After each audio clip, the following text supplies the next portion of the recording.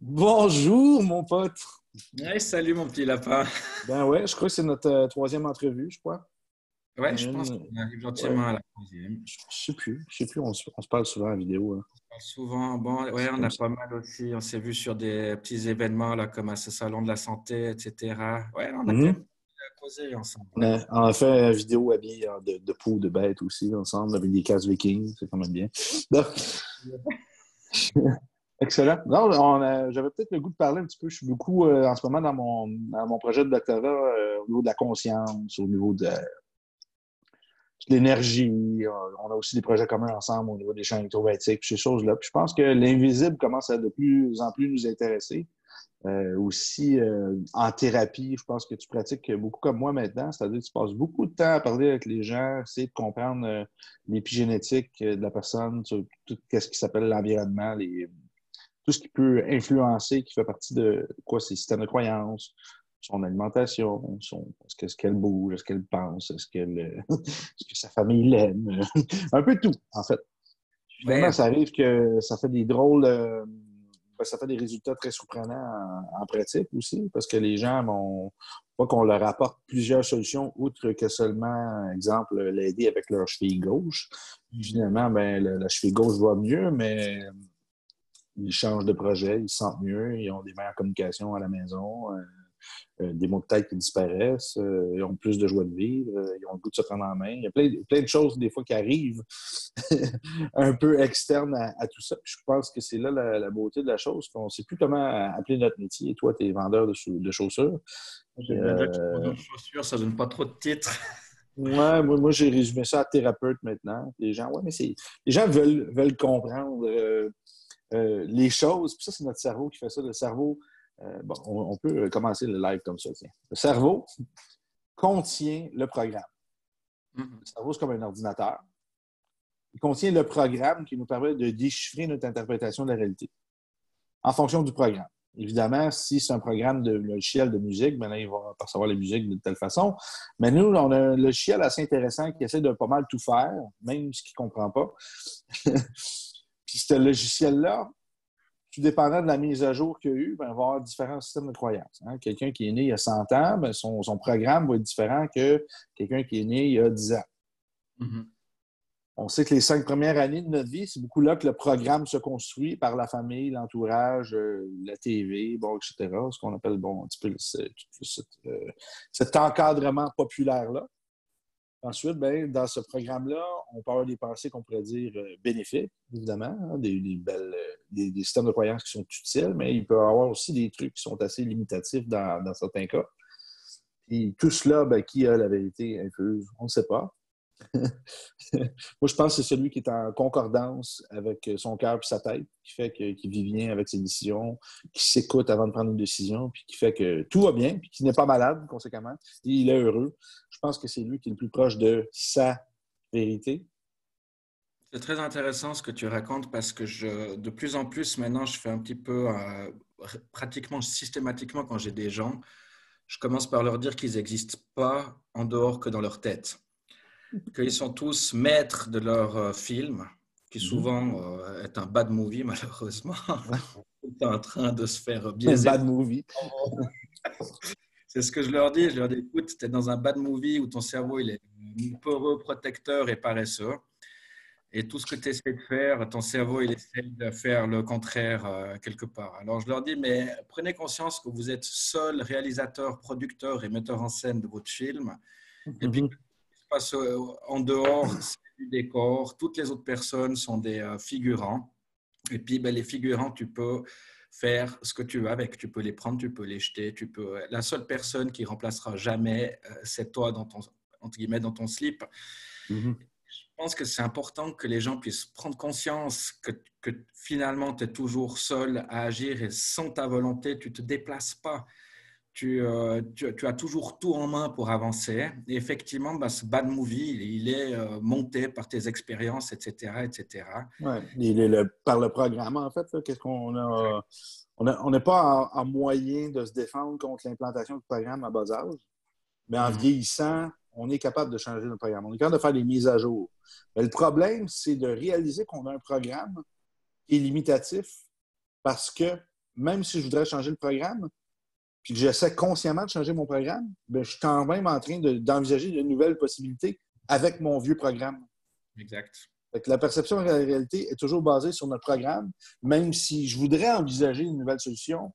Comment interpréter une vision différente avec ces lunettes-là? Par exemple, je te mets des lunettes roses dans le visage, je te dis, regarde la vie. Bon, trouve-moi quelque chose qui n'est pas rose. Bien, tout est tenté de rose en fonction de ce programme-là. C'est pour ça qu'on a besoin souvent de l'aide externe, des gens qui sont capables de communiquer, hein, de décoder la personne verbalement et non verbalement, puis qui a assez d'expérience, je crois, pour pouvoir l'orienter soit vers un praticien expérimenté légalement, qui a des droits de pratique conséquents, ou soit quelqu'un qui a un bagage de vie qui peut seulement dire des conseils ou des suggestions, ou faire un déclic qui va faire un sens pour la personne et son système de croyance, qui va lui donner au moins une direction à prendre. OK, tu es fait comme ça, mais je te parle dans ton langage. Là, tu réalises que même malgré que tu as peut-être ce système-là qui est en place en ce moment qui t'empêche d'être heureux, bien, je peux te donner une vision là-dedans qui, graduellement, tu vas t'écarter de cette pensée limitative-là, de ce système de croyance-là, en entrevoyant un petit truc. Ah, lui, il est rouge, il n'est pas rose, il est rose d'un teinte chaude, mais on est en train d'avancer graduellement vers autre chose. Puis c'est ça, on ne change pas d'un coup. Là. Les gens qui disent « Ah, j'ai changé », OK. Tu n'as pas changé en une journée. T'sais, on va le voir dans des règlements de conflit. Souvent, la personne ah, OK, oui, ce que tu me dis, oui, tu as raison. Oui, oui, je pourrais faire ça à la maison. Je vais parler à ma femme. Je vais faire ce truc-là. Je vais changer ça avec mes enfants. Et je fais des efforts au début conscients, mais après, ben, le programme qui gère l'inconscient va retourner graduellement, te ramener vers ta nature, c'est-à-dire ta nature, ton programme, en fait, qui roule dans l'inconscient. Puis le programme, il est là pour te protéger et te faire sauver du temps. C'est lui qui te permet d'interpréter tout ce qui se passe autour de toi. C'est ce qui te permet de voir une boîte de mouchoirs puis de dire c'est des mouchoirs, ça sert à moucher. Puis quand c'est dans ton champ visuel, inconsciemment, ben c'est sécurisant, puis c'est pas grave, c'est pas un agresseur. C'est ce programme-là qui te permet de te positionner dans cette interprétation-là de la réalité, puis savoir qu'est-ce qui est bon et qu'est-ce qui est mauvais pour toi, puis savoir prendre des décisions en conséquence de ça. Mais d'un autre côté, qu'est-ce qui te drive vers les mauvais choix? C'est l'inconscient, c'est les mauvais programmes. Exemple, tout le monde sait qu'il faudrait qu'ils mangent plus de légumes, qu'ils fassent de l'exercice, qu'ils fassent ça, qu'ils écoutent moins la télévision. Mais qu'est-ce que les gens font après? Bien, ils vont quand même manger leur pizza, puis boire leur caisse de bière, puis faire leur connerie. Pourquoi? Leur inconscient le savent, mais qu'est-ce qui se passe? C'est que ton inconscient, il est rempli de quoi? Il est rempli de ce que tu sais que tu dois faire, mais il est aussi rempli de toutes les publicités que tu as vues. Tous les gens en neurosciences, en neuromarketing qui veulent te gaver l'esprit de plein de conneries que tu n'as pas besoin. Dont les mêmes que quand tu te regardes devant une glace puis tu te dis « Je suis pas beau, je suis pas beau. » Quoi, t'es pas beau? Ça dépend qui. Moi, j'ai pas ce problème. mais toi, non, mais tu comprends? Juste pour sauter sur ce que tu dis, ce que tu as dit de très important, je crois que c'est le bagage. Simplement le bagage. Je crois que tu ne peux pas avoir un upgrade du programme si tu n'as pas vécu des choses. Donc, on voit vraiment que les gens qui ont dû passer par des épreuves, qui ont réussi à les surmonter, etc., je pense que tu as l'esprit qui s'ouvre au fur et à mesure qu'il t'est arrivé des tuiles et là, parce que ça te permet simplement de mieux comprendre les autres, le film des autres. Pour moi, ça, c'est aussi quelque chose qui est assez important, c'est de réussir à jamais rentrer, dans la mesure du possible, dans le jugement d'autres personnes. Chacun aura vraisemblablement ses bonnes raisons de penser comme il pense. Hein. Comme tu dis, tu as Oui, c'est ça, exact. Ouais, on a survécu. J'ai survécu jusqu'à aujourd'hui avec ces pensées-là. Donc, ces pensées-là étaient positives pour moi. J'ai réussi à survivre. Ouais, mais tu ne cherches pas à aller plus loin. C'est un petit peu le problème. C'est que tant qu'on reste un petit peu sur des acquis, j'ai souvent tendance à dire que dès que tu as commencé à croire, tu coupes toutes les chances de savoir parce que tu t'arrêtes sur un état de fait. Et puis, tu ne vas pas essayer d'aller chercher plus loin, de savoir si tu as raison ou tu as tort. Je veux dire, l'histoire de l'humanité nous a prouvé déjà à plusieurs reprises qu'on pouvait complètement se tromper, la Terre est plate, etc. etc. Quoi qu'il y en a qu'on sait le soleil tourne autour de la Terre. Le soleil tourne autour de la Terre. Et finalement, c'est si tu n'as pas tout d'un coup des vrais cognitifs, des vrais chocs émotionnels ou qui perturbent tes modes de croyance, c'est compliqué de sortir de là. Alors, comment on peut aider les gens à prendre conscience de certaines choses? Punaise. Dieu porte des sandales qu'il a achetées à Évasion Sport Verrier. Ouais. C'est un nouveau système de croyance. Oui. Mais en parlant de système de croyance, je fais juste une mini parenthèse pour l'auditoire. Quand tu parles d'une expérience, on parle d'une expérience pas nécessairement traumatisante, on parle d'une expérience intense. Parce qu'on peut vivre quelque chose d'intense sans que ce soit traumatisant. On peut vivre un moment de bien-être, exemple sur la montagne à Vernier, dire, ah, quel bonheur! Puis là, réaliser qu'on veut rester là, qu'on veut aller habiter là, qu'on veut transformer notre vie de façon à revivre ce moment-là au quotidien. Donc, c'est un autre.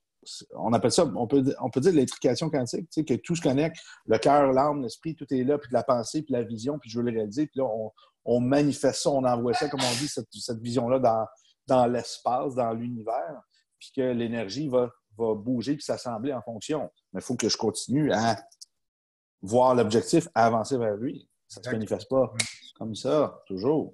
Qui tombe du ciel. Oui, c'est ça. Tu ne peux pas attendre que les choses te tombent dessus. Les choses, tu dois les provoquer pour qu'elles se créent inévitablement.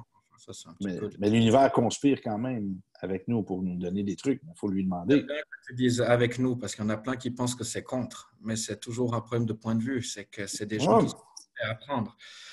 Et puis, comme tu dis, il y a même des fois des petits trucs qui ne sont peut-être pas des énormes chocs, mais qui peuvent laisser des traces longtemps. Hein, je sais pas, des mauvaises des expériences sur un court terme qui n'ont pas été dramatiques pour personne, mais qui peuvent laisser des traces très profondes. Donc, c'est vrai que l'énergie, j'aime bien voir, puis, parce que dans le doctorat, on parle beaucoup, beaucoup de ça, on voit beaucoup ça. Puis, cette énergie-là est déplacée par la conscience. Quand il n'y a pas de conscience, il y a toutes les expériences qui sont faites avec Double Slit Experiment, tous ces trucs-là, ils vont voir, c'est avant que quelque chose devienne d'une possibilité à une actualité, il faut qu'il y ait une intention derrière, d'où vient la loi de l'observeur, en fait, une intention ou l'acte de regarder quelque chose, ça va influencer, en fait, cette énergie-là. On influence la matière avec la pensée, parce que la pensée, même si on ne pense pas de matière, ben, c'est quand même aussi une matière, c'est de l'énergie. Okay? On commence à voir les ondes cérébrales, c'est une bonne chose. C'est là qu'on réalise que le cerveau, c'est pas lui qui produit la pensée, le cerveau interprète l'énergie qui est envoyée vers le corps, parce qu'on est connecté avec l'univers constamment. Plus qu'on est connecté, plus qu'on a ce qu'on appelle le supramental qui va amener des nouvelles choses, puis qu'on va être capable de voir ces nouvelles choses-là, puis faire « Oh, je crée des nouveaux liens. » L'intention. Puis, ce qui est intéressant, c'est quand il n'y a rien qui est observé, ben, l'énergie va toujours être dispersée. Ça ne sert à rien. Elle est là, elle est présente. Puis j'aime bien ça, voir ça flotter comme des possibilités. L'énergie, des particules partout d'énergie qui font rien puis qui attendent jusqu'à temps qu'il y ait quelqu'un qui regarde puis qui pense à quelque chose puis quelque chose qui se manifeste. C'est comme si notre pensée, qui serait une énergie, aurait elle-même son propre champ électromagnétique, puis qui créerait une traction, une répulsion, peu importe, de l'autre énergie qui est en place en ce moment. Puis qu'en fonction de ce qu'on veut, puis que quand tout concorde, ben, on est capable d'aller le chercher, puis là, on le manifeste, puis là, ben, ça fusionne avec la matière. Il y a quelque chose qui se passe, un peu comme... ils disent que finalement, c'était pas l'humanité, mais c'était l'univers qui fitait dans un cube de sucre qui est éclaté, puis qu'est-ce qui s'est passé si les particules ont attiré, puis ça a formé une forme de matière. Je ne comprends pas ce morceau-là, c'est trop compliqué pour moi d'un côté en mécanique quantique, mais c'est vraiment hallucinant comment ils disent qu'au final, quand tu défais des trucs, puis tu enlèves tout ce qu'on ne comprend pas, il reste rien, mais il reste rien de rien. J'aime bien l'univers. J'aime bien la façon de voir là, la Resonance Science Foundation là, à Nassim, où il essaie de diviser les choses au plus petit. Parce qu'on dit toujours faire plus grand, mais quelle est la plus petite longueur d'espace-temps qu'on arrive à faire? On tomberait sur cette unité sphérique de Planck. Et puis, en théorie, si tu les empiles dans un proton, il y aurait théoriquement assez de mémoire pour avoir la mémoire de tout l'univers. C'est relativement bluffant. Et puis, comme tu disais, l'histoire de matérialiser le physique, finalement, sans aller chercher trop loin. Tu peux juste te dire, mais si je n'ai pas décidé de me lever, je reste assis. Donc, c'est quand même ton intention au départ qui déplace la matière. Ouais. Et puis l'amitié, il faut bien qu'elle s'inscrive quelque part. Donc lui, il a aussi cette approche que je trouve super intéressante, c'est qu'il dit, est-ce que le temps existerait sans mémoire? Ouais, c'est intéressant. Et puis, du moment que le temps n'existe pas sans mémoire, parce qu'effectivement, s'il n'y avait pas de mémoire, le temps, ma foi, on n'aurait absolument aucune notion. Et C'est puis, qui ben, parle de temps? Il y a juste lui-même qui parle du temps. Là. exact. Mais lui, Dans ce qu'on connaît, là, dans ce qu'on connaît. justement, Là, cette unité sphérique de Planck qui, pour finir, est la plus petite portion d'espace-temps que l'univers peut créer. Et puis, ben, on dit, bon, ben, vu que le temps, il doit s'inscrire quelque part, on part du principe que cette petite unité sphérique devient, si tu veux, une mémoire en elle-même. Et puis, ben, on sait qu'on fait que de se faire et de se défaire par ces ouais, ouais. réactions atomiques, Ça a etc. été mesuré avec des caméras, hein, ça. C'est super intéressant. Une table, là. Un Je milliard, me rappelle plus le chiffre, là, mais c'est ça. je crois que c'est juste un milliard de fois par seconde, c'est un truc de dingue. C'est ce qu'on se dit, c'est si on arrive tout d'un coup à essayer de réimprimer la mémoire d'une manière un petit peu plus cohérente à chaque fois, on peut aller dans un bon sens. Et ça, c'est de nouveau, à mon avis, l'intention qui le fait, quoi. Mhm. Donc, comme tu dis, est-ce que notre conscience nous appartient vraiment? Je ne sais pas. Lui, il a aussi. Moi, je pense que tout est déjà là. Hein, puis, tout est déjà là. Puis ce qu'on fait, c'est juste décoder mieux les messages, plus qu'on a des connaissances.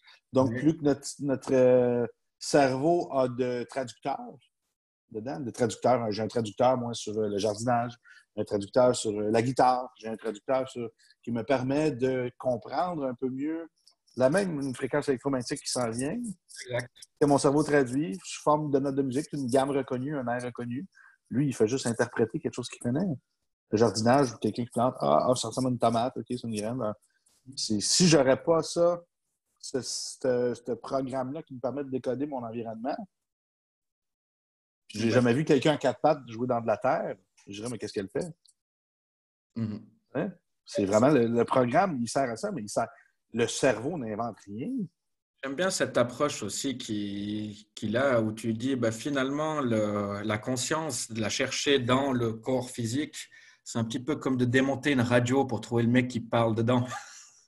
Ben, c'est ça, On exactement. a une interface finalement, et puis tu dis, bon, ben, je reçois finalement la mémoire que j'ai pu me créer, j'ai une certaine plage de longueur d'onde qui permet de comprendre le truc, Le mais finalement, cerveau, le cerveau va aller à telle chaîne. C'est ce qu'il va faire. Tu l'ordinateur montes, peut tu me fermes le dire, son, tu cherches l'antenne AM, FM, puis tu choisis sur quoi tu veux te brancher. C'est de la conscience, c'est un peu ça aussi. C'est et c'est là, directement ça.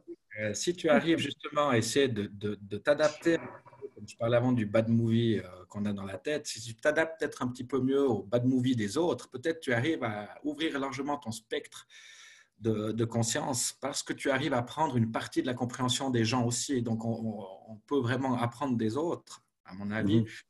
Et Yep. puis, comment c'est qu'on doit sûrement pouvoir puiser quelque part. Pour moi, la vraie limite de la conscience, c'est ce corps physique, quoi. Ma foi, on est limité par les outils qu'on nous a donnés.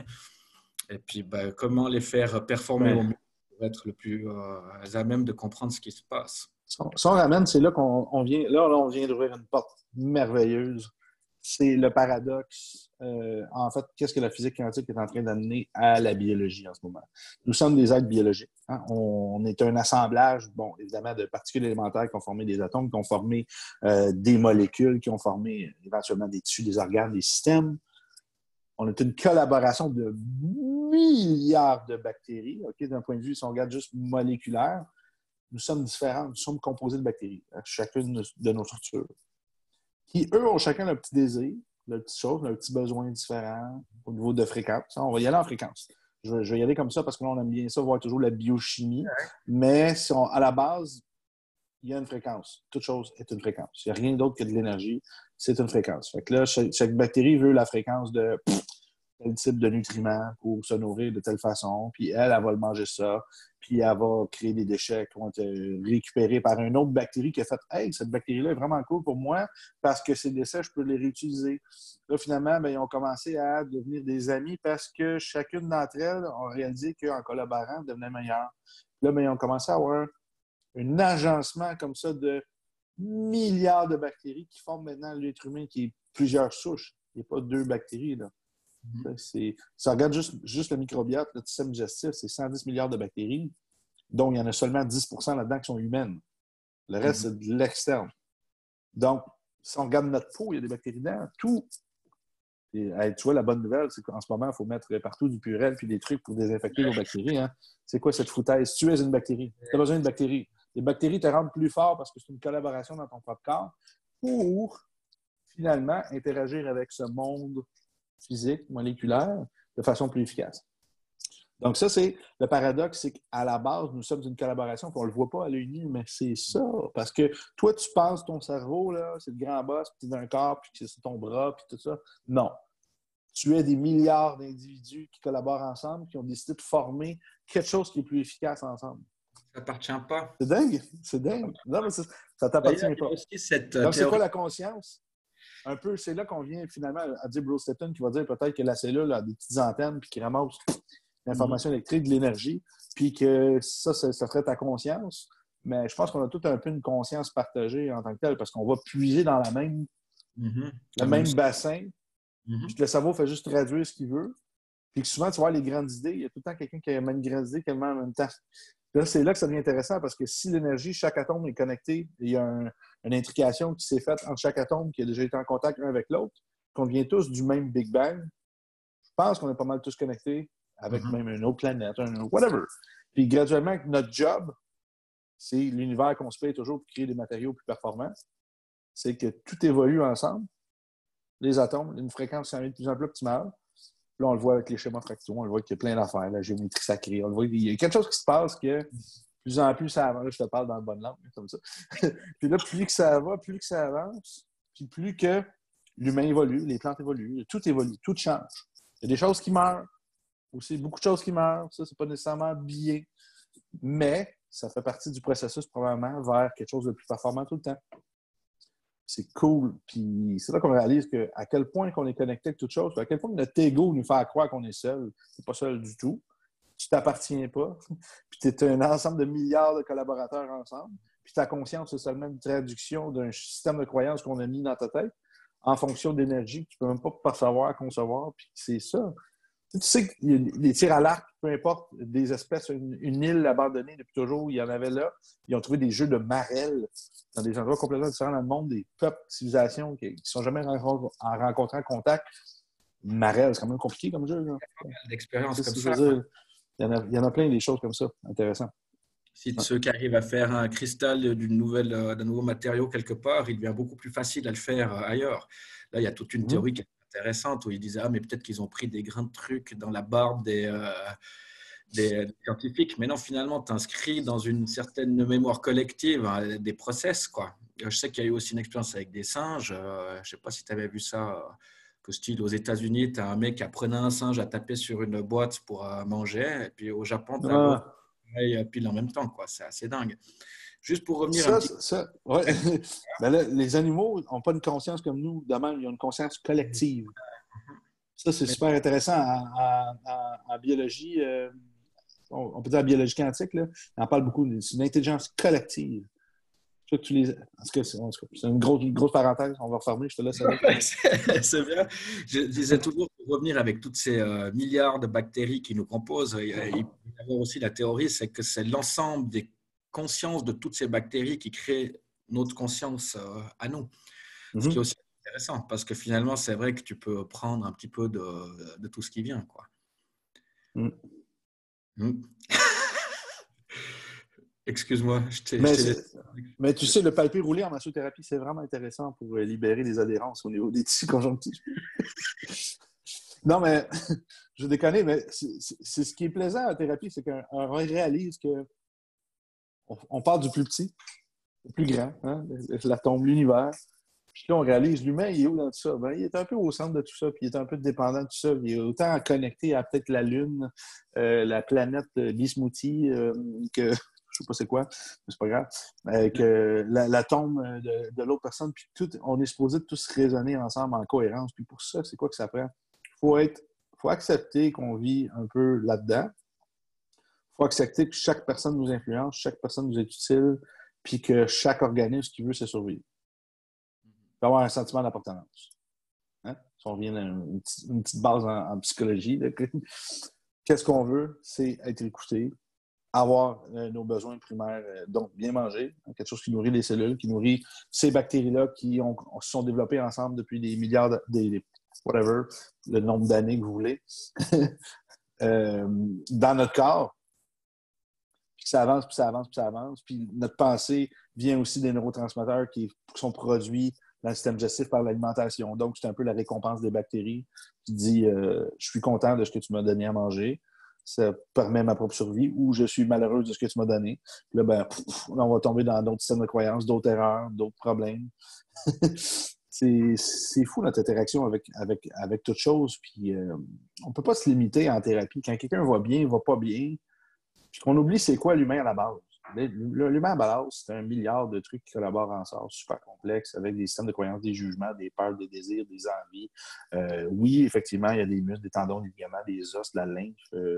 Mais il y a aussi un pack. Il produit son propre champ électromagnétique. Chacune des cellules en produit un. Chacun des nerfs en produit un. Tes organismes centraux en produit un. C'est comme ça. Puis ça, c'est de la biophysique. Puis on est comme ça. Puis on interagit avec la plante, la table, le téléphone, Wi-Fi, on interagit avec toutes choses. Il faut arrêter de chercher à vouloir disséquer l'homme, puis ça ne fonctionne pas comme ça. Einstein, il est mort déçu parce qu'au final, il a réalisé que l'être humain était connecté avec l'univers, puis qu'il n'a pas été capable de prouver que l'être humain n'était pas connecté avec l'univers. Finalement, il aurait aimé ça pouvoir dire non, non, on est unique, puis c'est ça, un peu l'ego, puis c'est normal. Puis il n'a pas été capable. Puis il a dit dans ma logique, au final, c'est qu'on est vraiment connecté avec toute chose. Puis c'est frustrant pour un scientifique qui essaie de. Peut-être qu'ils vont pas forcément dans le bon sens, parce que à force de réduire les choses, tu perds ta vue d'ensemble. C'est assez compliqué d'être. Moi, j'arrête pas de dire, c'est que le but, c'est d'être un anti-spécialiste, d'essayer de connaître beaucoup de choses. Mais dès que tu commences à plonger trop sérieusement dans quoi que ce soit, tu oublies tout le reste autour. Si tu vois trop grand aussi, tu peux oublier ce qui est devant toi.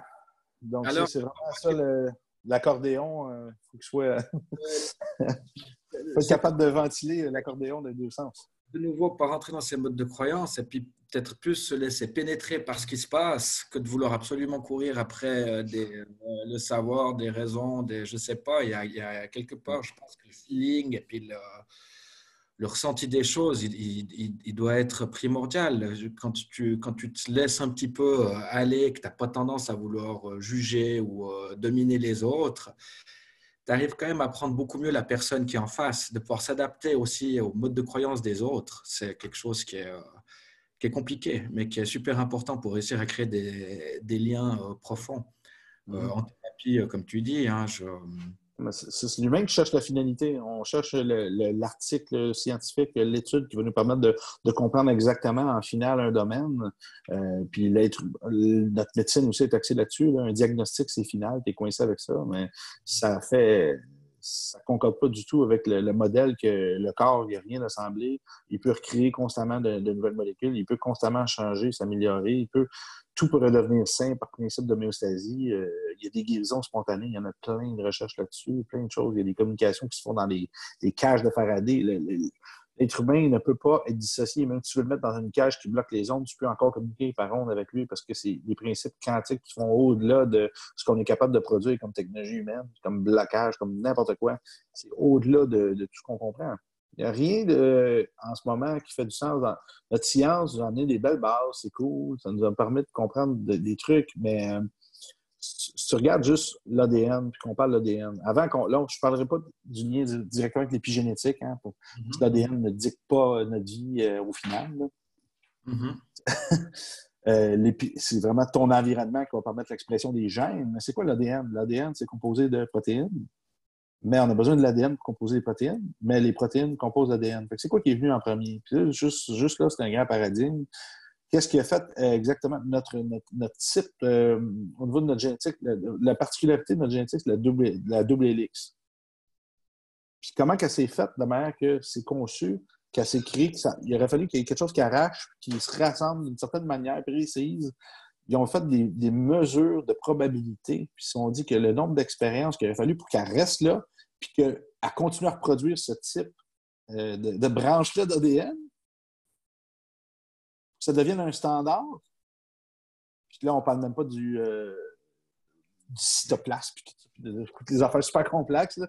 Au niveau de là, on parle juste de la base. OK? Mettons que l'ADN, puis que ça aurait décidé de créer la protéine, puis que la protéine aurait recréé l'ADN, puis aurait créé le double hélice, puis aurait créé le cytoplasme. Puis... Bon, tout ça, on parle juste de ça, ça aurait pris plus longtemps, OK, d'un principe d'évolution darwinienne, que la création de l'univers. Ça aurait été plus long que ça, que l'univers de 0 à ça, pour que ce niveau de complexité-là apparaisse. Et c'est pour ça qu'on commence à se dire, y a-tu vraiment, OK, tu veux pas croire en Dieu, tu veux pas croire à quelque chose, tu veux croire que l'ADN, tout d'un coup, a fait l'humain, bap, de même.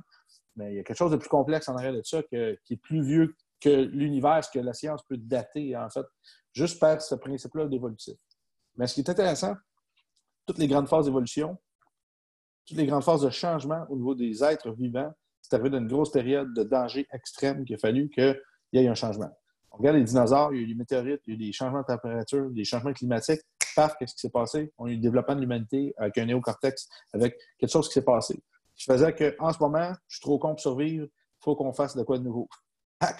Ça, c'est des gros changements dans la ligne du temps qu'on n'est pas capable d'expliquer pourquoi ça, c'est devenu ça. Mais c'est des changements comme ça. Un quantum entanglement, quelque chose une manifestation qui s'est passée de ça me prend une solution là, essaye ça, c'est quand même intéressant. On doit inscrire quelque chose dans cette mémoire, dans cette soupe dans laquelle on nage, quoi. C'est pas possible autrement. Je dis, tu vois, sans arrêt, là, je pense à mon chien qui lève la patte pour pisser, c'est complètement débile. Tous les chiens font ça, ils ont des itérances tout d'un coup à répliquer certaines choses. Évidemment qu'il y a quelque chose qui, quelque part, s'inscrit dans l'espace-temps. C'est justement ce qui permet d'avancer. C'est le point de vue de propreté. Il ne veut pas pisser sur sa patte qui est au sol. Oui, Nico. Mais oui. Volontiers, il mettra son nez dans ton cul. Ah, mais c'est vrai que c'est quand même drôle d'avoir tout un système qui fonctionne par habitude, comme tu dis, certaines races, etc., etc. Et puis, on a quand même peut-être un peu ce potentiel d'améliorer nos habitudes. Après, c'est comme tu dis, c'est de réussir à prendre conscience que tout d'un coup, on est dans un mode de croyance où on n'est peut-être pas tout à fait, on n'a pas la raison. On est obligé de passer par des désabusements. Si tu n'es pas désabusé de temps en temps, tu n'évolues pas. Je suis convaincu que celui qui a toute sa vie, que tout est facile, et putain, tu passes à côté de la réalité, je ne sais pas. Mais en tout cas, la nécessité d'évolution n'est pas là. Le confort, ça ne rend pas les gens forts. Moi, chaque jour, je me fais chier. Je fais exprès. Là. Je prends une douche glacée. Il y a des trucs qui me font chier. Ça m'emmerde, c'est pas le fun, c'est pas plaisant, mais je le fais. Pourquoi? Parce que l'inconfort, ça fait tomber, ces besoins de sécurité-là. Ça permet à mon corps, mon système nerveux d'évoluer, de faire hey, écoute, je suis sur tes aguets parce que tu sais jamais quand est-ce que tu vas te faire balancer un seau d'eau en pleine gueule, un seau glacé. Le cerveau résiste, il dit hey, ça va être dur, il fait, j'ai survécu. Qu'est-ce que tu penses qu'il fait après? Il s'adapte, il dédramatise, il devient plus performant, puis ensuite, qu'est-ce qu'il fait? Hey, j'ai réussi à faire tous ces défis-là. Jusqu'où je peux me rendre? Hein? C'est exactement ça. Quelqu'un qui vit rien, puis que tout ce qu'il fait, ça existe dans un livre ou d'un article. Quelqu'un qui pratique en fonction de exactement ce que son ordre veut, puis que tout est casé, puis qu'il n'essaie jamais rien, il s'attend à quoi comme résultat? Il s'attend à un résultat prévisible et recommandé, puis que c'est ça, mais est-ce que c'est lui qui va changer le monde ensuite, qui va complètement... Il n'y a aucune chance, parce que tout est déjà fait. Et le vrai problème... Programmé, tu es un technicien. Tu deviens un technicien, tu appliques la même affaire. Puis je pense que c'est là que... Si je nous ramène à notre domaine, la médecine intégrative, ce qu'on veut faire, c'est de développer cette compréhension-là de l'homme, que tout est possible, tout peut arriver, mais plus que ton programme est performant, c'est-à-dire au niveau de la compréhension, au niveau de l'interprétation, okay, je vais changer mon mot, plus que tu as de programmes de mise à jour d'installer, jardinage, guitare, thérapie manuelle 101, podologie, quantum jump, neuroperformance, gua sha, plus que tu as d'outils qui te permettent ensuite de traduire ce qui est devant toi pour faire oh, cette fréquence-là, ça ressemble à la fréquence de la stimulation sensorielle en ce moment de tel truc. Puis là, on fait ça, puis on manifeste quelque chose, puis hop, il y a un changement qui se manifeste dans le corps. On change l'énergie, on bouge des trucs, puis le corps se restructure, puis c'est comme ça qu'on fait changer les trucs. Mais si on l'explique à la personne, elle devient elle-même, des fois, elle est coincée dans son mental, dans son vital, dans son physique. Puis quand on lui donne des outils, puis là, ça lui permet de faire une petite mise à jour de son système de croyance, puis elle réalise, eh ben oui, t'as raison, je savais pas, j'avais jamais pensé à mon pied qui était connecté avec mon genou. Personne ne m'a jamais parlé de mon pied. Eh ben oui, j'ai l'impression que ça bouge mieux. Là, qu'est-ce qui se passe? C'est que le mental commence à faire un petit changement, là, il sautille, là. Mais, Le corps vital va changer, puis qu'on m'entend. les gens debout, il y en a qui ne sentent même pas s'ils touchent les pieds par terre. Tu leur poses la question, tu touches là, là, oups, attention, je ne me suis jamais posé la question de savoir si mes pieds touchaient par terre. Alors, c'est vrai que d'aller par étapes comme ça, de chaque fois faire prendre conscience, écoute, là, tu as quelque chose, tu as une information qui ne passe pas, tu ne le sens pas, etc. Tu vas faire ses oreilles internes, ses quadraculaires, tu peux lui faire prendre conscience que c'est son cerveau qui lui limite une bonne partie des mouvements et puis qui crée de l'incohérence sur toute la stabilité du corps. Mais quand je dis stabilité du corps, je ne vois pas comment tu peux être stable dans ton esprit si ton corps est tout le temps en lutte permanente pour tenir debout, quoi. Non, c'est ça. C'est ça. Tu es déjà en mauvaise lutte contre la gravité, tu es en état de stress chronique, là, en état d'instabilité. On le dit en thérapie manuelle. On ne peut pas mobiliser si on peut pas stabiliser, si on n'est pas stabilisé. On ne peut pas bouger si on n'est pas stabilisé. Même chose qu'une personne ne peut pas s'épanouir si elle n'est même pas capable de tenir en place. Exact. Ah non, mais et puis c'est là que c'est justement super hallucinant cette technique que tu as développée, c'est que tu vois dans l'heure ou les 2 heures des résultats qui sont absolument ahurissants, tant au niveau de la compréhension que les gens ils ont pu prendre, au niveau de reprendre conscience de leur corps, d'une part, et puis aussi de pouvoir les réaligner un petit peu. Ça, c'est quelque chose qui est incroyable, quoi. Incroyable. Faut ramener. Faut ramener l'homme dans l'homme, c'est ce que je viens de dire. C'est quoi un homme? C'est un assemblage de milliards de bactéries, de pensées, de ci, ça. Puis il faut mettre de l'ordre là-dedans. En fait, faut ramener puis idéalement, c'est de ramener la personne vers je me sens mieux, je suis plus droit, je suis bien dans mon corps, je suis habité dans mon être. Hein, puis je me sens, puis je me comprends, je ressens aussi. Et puis savoir où c'est que je m'en vais avec tout ça. Là. C'est quoi mon but? Maintenant, je réalise que je suis physiquement dans mon corps. Mon corps est positionné comme ça par rapport à une structure. Mais là, moi, en tant qu'homme, je suis qui dans ce corps? Je suis qui en tant que personne? Puis qu'est-ce que je veux? Puis est-ce que je suis en train de faire des choses que je ne veux pas dans ma vie? Puis est-ce que ça a des répercussions sur ma santé, ma façon de penser, ma façon que je me sens, ma façon que je respire?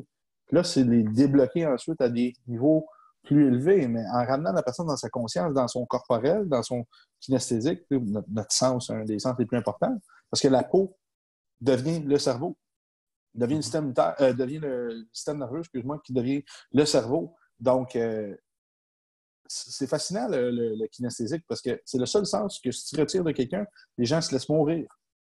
Tu peux perdre la vue, c'est pas cool. Tu peux perdre l'audition, c'est pas cool.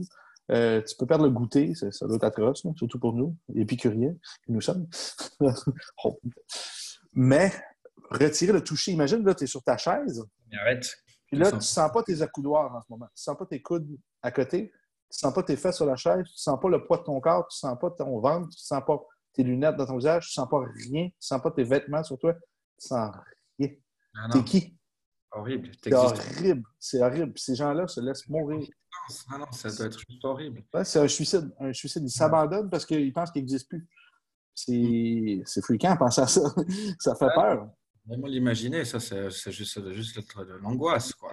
Mais en tant que tel, nous, ce système sensoriel-là, il a été développé dans le monde physique avec cet assemblage-là de molécules, puis on a voulu ressentir ça. Mais à la base, nous sommes de l'énergie, de l'électricité. On n'a pas de rien dans le monde physique. Mais le monde physique, il est là pour nous faire évoluer, c'est des choses de plus qu'on vient chercher qu'on n'a pas sinon. C'est là, c'est quoi, à quoi que le corps sert? Nous faire évoluer, nous faire grandir, nous faire découvrir de nouvelles choses encore une fois. Ah, si tu ne te casses pas une fois la gueule contre le mur, c'est compliqué de le sentir. Hein? J'invite tous les gens. Les murs, ça marche. Pour l'instant, ça ne marche toujours pas. Il faut que je. J'invite les gens à la maison de se lancer dans le mur en ce moment. C'est pas vrai. C'est pas vrai. Ça, c'est des bons conseils. Super. Non, super. Désolé. Mais effectivement, je pense que c'est important pour amener les gens à reprendre conscience de leur corps, d'une part. Et puis après, de aussi prendre conscience que même si tu es seul dans ta peau, dans ton physique, que tu as quand même un sacré potentiel d'évolution systématiquement. Tu peux à chaque instant choisir de changer des choses, quoi. On, on en a trop qui se laissent vivre. Ils sont dans un train-train où tout d'un coup, pouf. Si Exact. tu as une possibilité, excuse-moi, il fallait que je t'en parle. Plein de trucs. Alors, je dis pas peut-être qu'ils sont bien, mais je peux pas croire que les gens qui courent toute la journée, toutes les nuits, qui après le boulot, etc., qui sont effrénés pour gagner à la fin, je sais pas quoi, ils vont tous mourir pareil. Est-ce que tu passes un petit peu à côté de ton potentiel d'existence? Alors, je sais pas si c'est courir après toujours des choses qui créent l'existence ou au contraire prendre conscience de certaines choses, tu vois, de pouvoir se poser, d'analyser, de ressentir plutôt que de. Pour moi, c'est. Tu lèves quelque chose d'intéressant. Ça, se retourner un petit peu dans le physique, dans le monde trop dans le physique, trop dans le matériel, trop dans le terrien, trop dans la peur, trop dans le bactérien, on va dire. Puis, tu vois, il y a des gens qui, c'est l'inverse, ils se débarrassent de tout. J'ai connu des gens, des bouddhistes, ils se débarrassaient de tout. Là. Chez eux, il n'y avait rien, ils mangeaient à terre, il n'y avait plus rien. Ils se débarrassaient de toute forme possible de possession. Puis c'est fascinant, parce que là, tu dis, lui, il veut être dans sa tête, il veut être complètement juste en haut, puis l'autre veut être complètement juste en bas, dans la peur, dans le je dois prendre, sinon je vais perdre. Et là, pourtant, il n'y a rien qui te suit dans l'autre monde. Hein. C'est fini. Là. Tu retournes en particules élémentaires, tu vas peut-être être un ver de terre dans la prochaine existence, parce que tu te dis, t'aimes tellement que terre à terre qu'on va te remettre dans la terre. Il doit y avoir un axe médian quelque part. Mais je pense que c'est ça qui est bien de. Si tu regardes en Ayurveda, puis ces pratiques-là, qu'ils disaient bon, tes chakras-là, ils ont tel rôle, puis il faut que tout fonctionne. Il faut que tout fonctionne. Il faut qu'autant que ton chakra sacré fonctionne, que ton chakra couronne, il faut que tu sois un être spirituel dans. J'ai ma Oui, c'est ça, j'avais compris. Ça suffit là, ça suffit. J'en ai marre de Nicolas Dujardin. Non, mais bien sûr. Il faut être des êtres spirituels qui vivent une expérience dans le monde physique. Mais il ne faut pas oublier d'où qu'on vient puis où on est. Mm-hmm. Hein? Où qu'on va. Oublier, je dis oublier parce qu'on n'a rien oublié, parce qu'on recycle la même énergie depuis toujours. Mais il faut accepter les deux. Je pense que c'est là le plus grand défi des gens, c'est qu'on vit tellement dans un monde de peur. Ceux qui ont de l'argent, c'est ceux qui veulent accumuler. C'est ceux qui vivent dans la peur, c'est dans la possession, dans le corps physique. Mm-hmm. Hein? Puis ceux qui vivent dans l'autre opposé, ben, c'est des gens qui veulent bien manger, puis qui foutent le tout, puis ils veulent juste être comme, tu sais, ils veulent vivre une expérience d'échange humaine, spirituelle, puis c'est des gens qui, c'est pas la possession qui les intéresse. Il doit y avoir on a le paradoxe des gourous en Inde que j'ai oublié le nom, je dis gourou, là, mais j'ai oublié les noms, les religions dans l'hindouisme, les gens qui ils vont passer, je pense que c'est combien? 7 ans, je pense. Que, exemple, c'est leur gourou va leur dire toi, tu n'as plus le droit d'être sur tes deux jambes pendant 7 ans. C'est un défi. Là, il faut juste qu'il soit sur une jambe tout le temps. Puis là, ben, les pieds déforment et tout ça. Puis après 7 ans, puis pendant ça, ils sont nus aussi. Fait que, ils ont au début, ils passent une période de temps que c'est des personnes, ils vivent dans la rue, aucune possession, ils sont nus, toujours, avec peut-être un petit truc pour cacher les parties. Mais ils vivent nus dans la rue avec rien. Puis ensuite, ben là, ils ont des défis quand là, ils ont réussi à passer cette période-là puis de purification. Ensuite, ben, ils vont faire le défi pendant 7 ans. Puis là, ben, chaque année, il y a l'événement spécial en Inde que là, le monde montre leurs défis réalisés, puis là, qui se font dire « t'as réussi ». Puis après ça, ben, ils deviennent des demi-dieux. À partir de là, ils accumulent des possessions, ils ont plein d'argent, ils ont plein de richesses, puis ils ont des suivants. Puis que... Là, ils retournent en envers, mais c'est bizarre. Ben, c'est l'inverse un peu, c'est complètement. Mais c'est spécial. Mais, tu sais, ça, c'est. À chacun trouver un petit peu notre ligue, mais c'est vrai qu'au bout d'un moment, c'est difficile de dissocier la foi, le spirituel et le physique. C'est quand même un truc de fou, quoi. Depuis que je suis tout petit, je ne me suis jamais dit que je croyais vraiment dans quelque chose. Alors, j'ai une certaine foi dans là. Mais de nouveau, de rentrer de nouveau dans des dogmes. Le classique, j'aime mon pays, mon voisin, je l'haïs. C'est un chanteur qui dit c'est Richard Desjardins. C'est drôle. Parce que finalement, tu es toujours l'étranger de quelqu'un. Tu vois, tu dis, ah, c'est Suisse-France, c'est un canton, un État contre l'autre. Après, c'est la vallée ici contre la vallée, le village là, la famille contre l'autre famille. Puis après, tu te retrouves là, on est aussi étranger. Toi Puis puis ta femme. Oui, tu sais. de quelqu'un, puis finalement, tu te rends compte que tu es aussi étranger de toi-même au final. Ouais. Donc, on est vraiment de nouveau en train de répliquer de manière fractale notre problème intérieur qu'on veut répliquer à toute la planète. Encore une fois, Encore une fois. du plus petit au plus grand, effectivement. Ouais, ouais. Alors, voilà un petit peu le truc. Ben, je pense que c'est une bonne idée. Déjà, on pourrait quasiment finir avec ça parce que ta femme t'attend. Ben, là, on est allé chercher le plus petit possible, parler d'individus puis de ce qu'on sentait. Je vous invite à partager au maximum de personnes et de planètes, si vous voulez, cette entrevue qui est franchement géniale avec François. J'espère que vous avez apprécié.